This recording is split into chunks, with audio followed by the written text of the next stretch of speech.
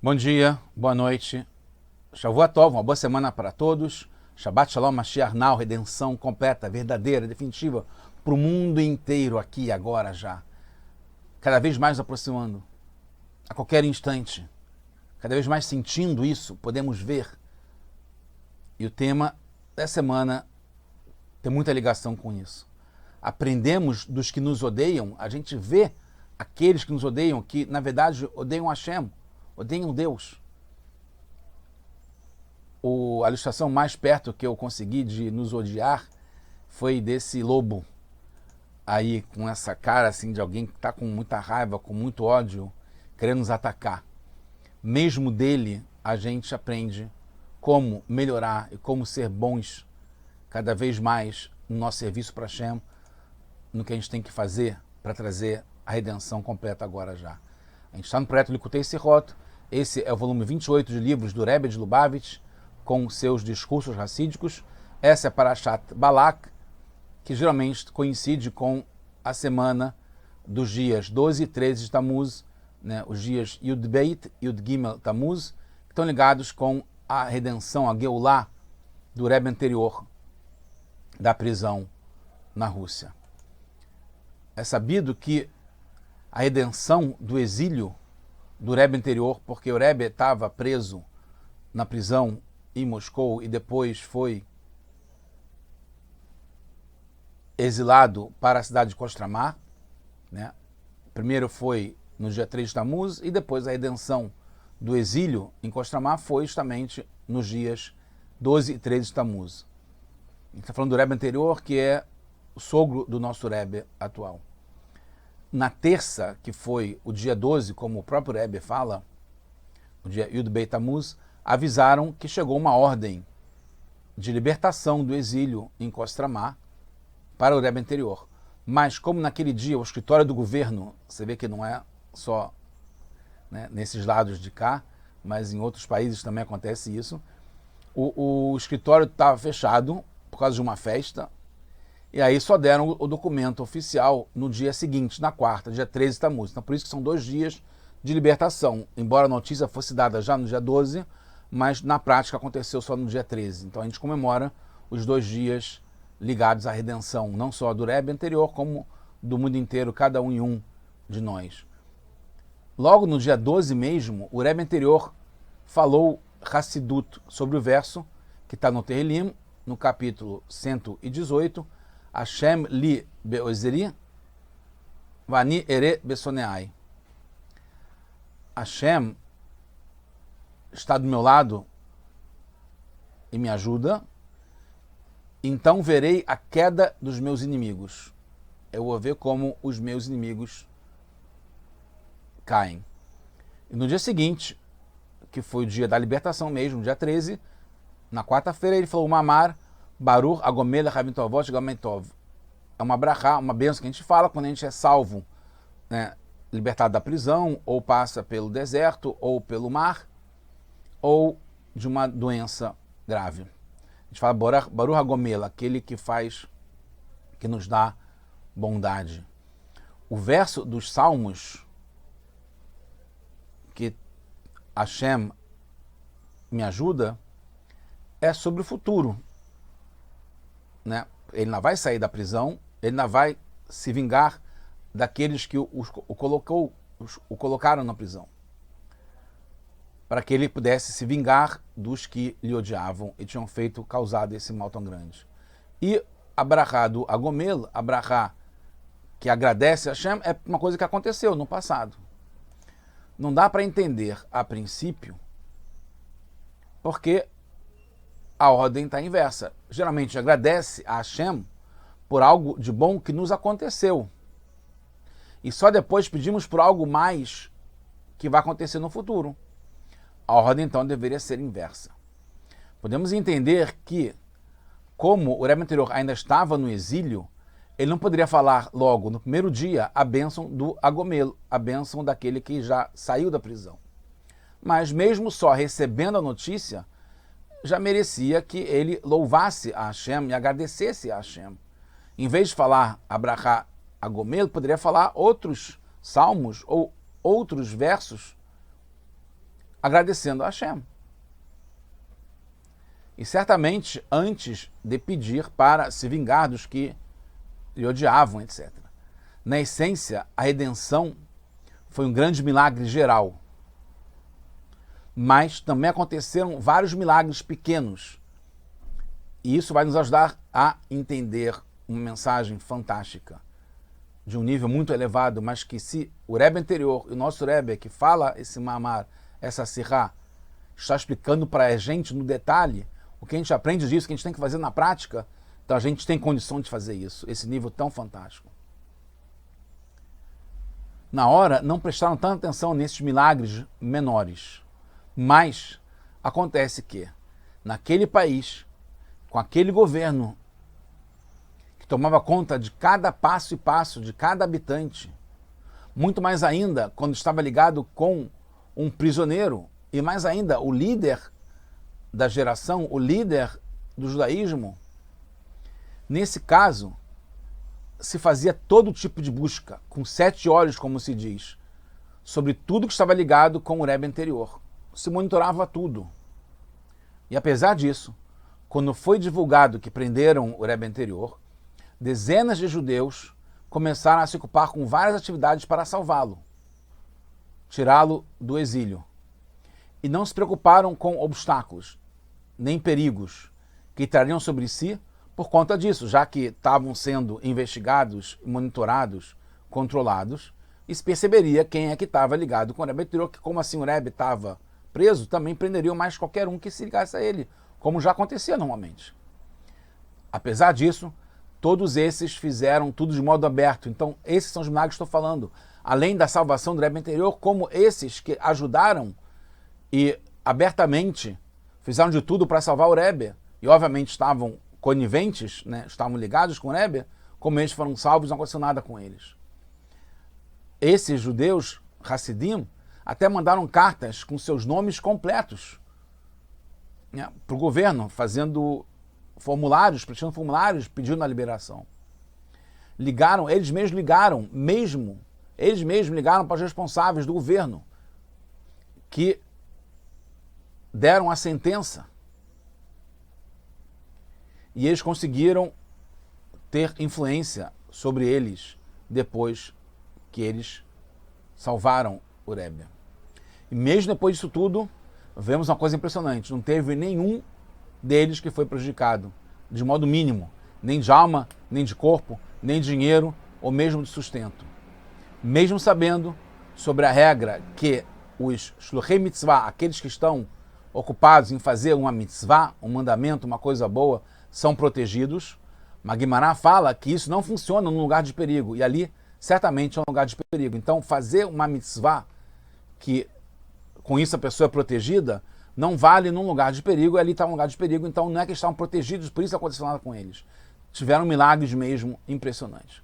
Mas ainda que na época, antes do encarceramento, e mesmo depois dele, vários judeus, que esse era o caminho natural, que tinham ligação com o Rebbe anterior, foram prejudicados materialmente, foram presos, foram punidos, etc. E não aconteceu isso agora. É claro, tem que se falar que espiritualmente aqueles que se entregaram para o Rebbe antes da prisão, mesmo depois, certamente tiveram uma subida incomparável, mesmo que não fizeram só por causa disso. E aqui a gente vê que os que se ocuparam com o esforço para libertar o Rebbe, abertamente, não foram em nenhum momento prejudicados. Podemos dizer que esse milagre é maior ainda que a própria redenção do Rebbe anterior, mesmo com ponderações naturais. Mesmo que a redenção do Rebbe anterior tenha sido de verdade um milagre revelado, que não era comum naquele país, naquele governo, naquela época, com o Rebbe anterior, né, que foi decretado o contrário da vida, depois o exílio, que não se sabe se por um lado é pior ainda do que a prisão, e o contrário da vida, teve uma parte natural na libertação, na redenção do Rebbe anterior. Porque tiveram esforços naturais por meio de pessoas que eram influentes naquele país e fora dele também. Mas para os que se dedicaram à redenção do Rebbe, especialmente os que foram eles mesmos no escritório do governo mais altos, para pedir a libertação do Rebbe anterior, eles não tinham a menor chance que não fossem punidos por isso, de uma forma natural, a não ser por milagre. Mesmo no aspecto espiritual, a redenção do Rebbe anterior tinha lastro no mérito do Rebbe, por sua Messirut Nefesh, sua entrega total, dedicação para o judaísmo, para o espalhamento da Torá, além do mérito dos antepassados do Rebbe anterior e muitos outros que ele tinha. E mesmo assim, só teve a redenção depois de muito sofrimento, ficar preso, depois ainda ser exilado, etc. No entanto, os que se esforçaram por sua libertação, e mesmo aqueles que não tiveram nenhuma entrega, dedicação total, Messirut Nefesh, pela Torá, por mitzvot, mesmo os que não eram observantes nas suas vidas particulares, e mesmo aqueles que tinham postos nos partidos políticos, etc., não foram só Hassidim que ajudaram. Eles todos não tiveram nenhum dano e saíram lisos e sem sofrimento. Podemos dizer, então, que essa foi a intenção do Rebbe anterior, causando isso ou explicando isso. Através que ele falou mamar, ele estava protegendo e fazendo com que não sofressem nada, tivesse milagres revelados para eles. E estava explicando também,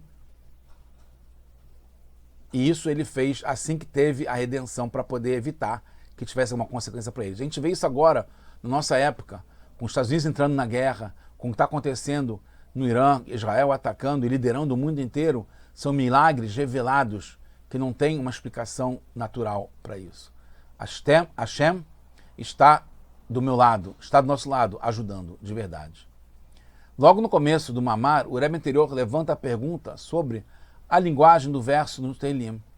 Em princípio, parece que a pessoa tem vários ajudantes. E Hashem é um deles. Hashem está junto ajudando. Mas, na verdade, em Nod Milvadó, não existe nada, ninguém além de Hashem. A verdade é, como diz o Rambam, no começo do seu livro de Mishnei Torah, nas leis dos fundamentos da Torá, no capítulo 1, primeira alahá, primeira lei, Yesod Yesodot Yamud HaChomot, que é o fundamento e o pilar de toda a sabedoria, é saber que Hashem é a primeira, a única existência. E termina falando que tudo vem da existência verdadeira de Hashem. Só Ele que existe, só Ele que pode ajudar. No final do Mamar, o Rebbe anterior explica que a ajuda está ligada com os refinamentos, porque quem pode ajudar só é Hashem, só Ele existe. Mas que essa ajuda que está se falando aqui está ligada com os refinamentos que cada um de nós faz, são os birurim, né? A gente fazer o nosso trabalho, que a gente faz isso aqui embaixo, que isso são as mitzvot também que nos ajudam, e são nossos verdadeiros ajudantes, nossos. Né? Tem Hashem que ajuda de uma forma geral, e a gente cria para a gente os nossos próprios ajudantes, fazendo esse trabalho de refinamento do mundo. O Rebbe fala que também os alunos são chamados de filhos. A gente vai falar depois, explicando melhor o que é isso. Então, o significado de Hashem li be'ozri, que Hashem está do meu lado, me ajudando, é que só Ele pode ajudar. Mas que, nos refinamentos que fazemos, a gente pede que seja a revelação do nome de Hashem. Então, ao contrário, que tenha Hashem li be'ozri, que pode ser revelado o nome de Hashem, que na verdade o que eu faço aqui nesse mundo esteja embutido com a revelação de Hashem, que seja para Ele de uma forma pura e total. Então, nossa ajuda, é óbvio que a ajuda vem só de Hashem, mas no que a gente faz, nos refinamentos que a gente faz, nas mitzvot que a gente faz, no estudo que a gente faz, que são essas atividades, nosso serviço para Hashem, que a gente possa ter, que isso é a ajuda que a gente consegue para a gente mesmo, que a gente possa ter dentro disso a verdade, a vontade verdadeira de ter a revelação de Hashem em tudo que a gente faz. Desse modo, o Rebbe anterior quis dar um psak din, ele quis dar uma lei pela Torá, justamente através de um mamar hassidut, de um discurso hassídico, que é a parte íntima da Torá, a parte que está na intenção verdadeira da Torá, a parte mais oculta, mística e profunda da Torá, que é chamada a sabedoria da verdade, Homat Haemet, para todos aqueles que se ocuparam com sua libertação do Rebbe anterior, que eles estavam ajudando numa situação de perigo natural e revelado. Então, precisariam de méritos grandes e especiais para se salvarem, ainda mais para ficarem ilesos, que não acontece nada de ruim com eles. Então, a verdade é que a única ajuda vem de Hashem mesmo.